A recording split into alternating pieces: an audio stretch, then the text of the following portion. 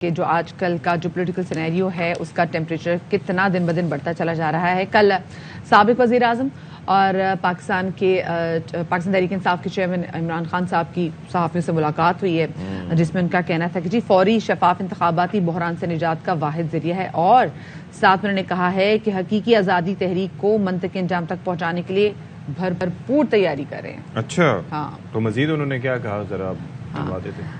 بلکہ نہیں سنواتے جی، ہم اپنے زبان سے ہی بیان کرتے ہیں. بڑی بڑی غیر رسمی گفتگو تھی. اچھا لیکن اس میں غیر رسمی گفتگو کوئی ریکارڈ نہیں ہوتا نا، ویسے ہی وہ بس آف دی ریکارڈ ہوتی ہے وہ آف کورس. اور ساتھ میں ایک اور انہوں نے بات کی کہ جی اہل کلم و دانش کسی مصلحت کا شکار ہوئے بغیر آواز بلند کریں کسی کے بھی حق میں. ہاں، کسی کے بھی حق میں جو ان کو صحیح لگتا ہے. ٹھیک ہے. اچھا ایک اور چیز، فواد چودھری صاحب نے بھی ایک پریڈکشن دے دی ہے وہ نومبر والی نا جی. مطلب دیکھیں انہیں کہیں سے وہ چودھری غلام حسین صاحب جس سگنل کی بات کر رہے تھے کہ شاید وہ بیک ڈور جو گفتگو چل رہی ہے، عارف الوی صاحب جو کہ صدر مملکت ہیں وہ اس کو فیسیلیٹیٹ کر رہے ہیں، تو شاید اس کے نتیجے میں یہ ہوا ہے. تو سائیڈ ونڈو میں آپ دیکھ بھی رہے ہیں کہ بلکہ ماریہ میمن سے گفتگو کی فواد چودھری صاحب نے، تو اس میں کیا موقف دیا آپ نے ذرا دکھاتے ہیں آپ کو.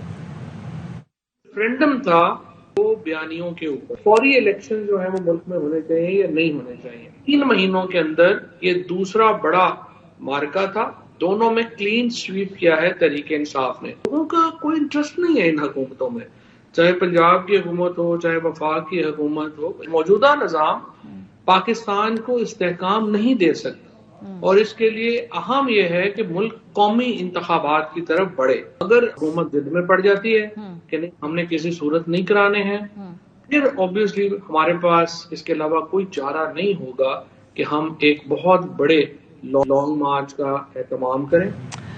دوسری جانب ابھی جو وہ بھی نومبر میں. اچھا ایک اور چیز آپ کو یاد ہے فیصل جاوید صاحب نے بھی کہا تھا کہ بس اگلے ہفتے جو ہیں وہ ڈی چوک پہ جا کے پرائم منسٹر جو سابق پرائم منسٹر عمران خان ہیں وہ دوبارہ سے حلف لیں گے. ٹھیک ہے، وزارت عظمیٰ کا.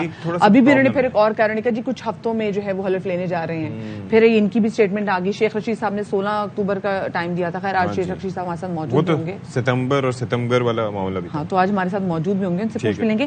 دوسری جانب ہم یہ دیکھ رہے ہیں جناب کہ جس کی وجہ سے تمام تر یہ جو حکومت کی کایا پلٹی وہ تھی ایم کیو ایم پاکستان.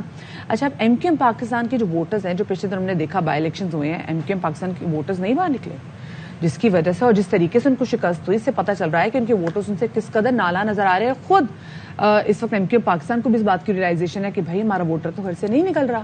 اور پھر اسپیسیفکلی جو ان کا ووٹر بھی اور پارٹی کے بھی بہت سارے لوگوں نے جو بھی حالیہ جو ہم نے دیکھا کامران سوری صاحب آئے جی آتش صاحب بھی فوراً جو ان کی پرانی رکنی بحال ہوئی وہ ڈپٹی کنوینر بھی لگے، پھر وہ فوراً آتے ساتھ گورنر سندھ بھی لگ گئے. تو آج کل فاروق ستار صاحب بھی بڑے خوش دکھائی دے رہے ہیں. ٹھیک ہے، فاروق ستار صاحب دیکھا میں نے تو جو بات کی تھی مسکراہٹ ہی دیدنی ہے، جو میں نے کہا تھا وہ دیکھیں وہ سب چیزیں ہوئی نا. میں تو پہلے سے ہی باتیں کرتا تھا.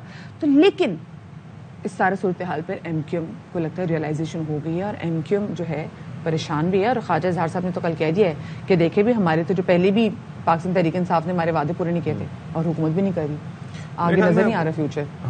یہ انہوں نے اشارہ دیا. ویسے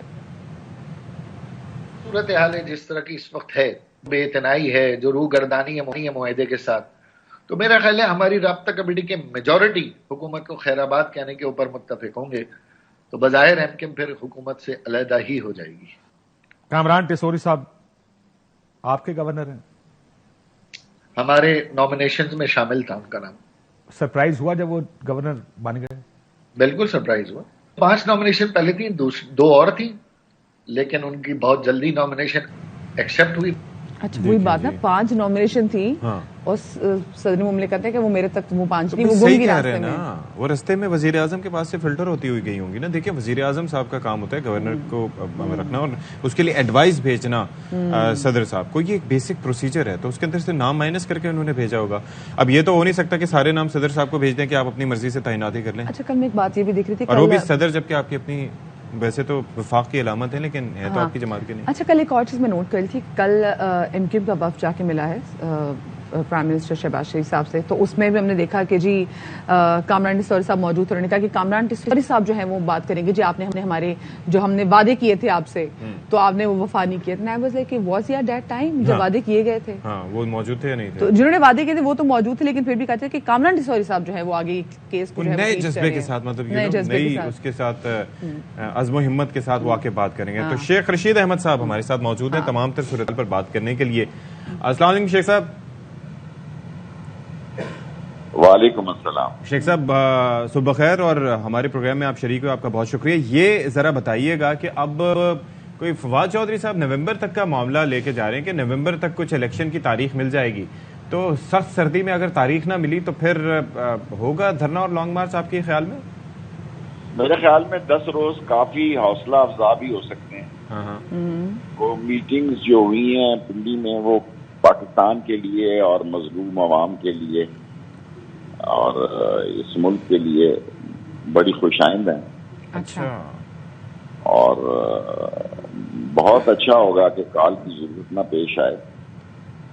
तो क्या मूड है सर पिंडी वालों का? बेहतरी जाहिर है, रियासती अदारे तो हमेशा मजलूम अवाम के साथ और पाकिस्तान के साथ होते हैं बिला सुबह। और कौम रियासती इदारों से यही तोके रखती है कि इस जानलेवा बुरान से लोगों की जान छुड़ाई जाए। और माशी और सियासी बुरान शदीद और संगीन है और इसमें डार साहब को भी कुछ नहीं मिला और रूस और चीन भी वैसे हर आदमी को पता है कि इस हुकूमत की साख क्या है। दुनिया के हर मुल्क को ये पता है कि इन्होंने जाना है। अच्छा। और ज़िमनी इलेक्शन जो हैं वो सारी दुनिया में देखे और सुने गए हैं। अवाम का टर्न आउट कम इसलिए कि अवाम की दिलचस्पी जो है वो इस असेंबलियों में की कोई कशिश नहीं है और ये जानते हुए भी कि इमरान खान ने असेंबली नहीं जाना, लोगों ने उसको वोट दिया और आखिरी फाइनल राउंड है सियासत का। अच्छा।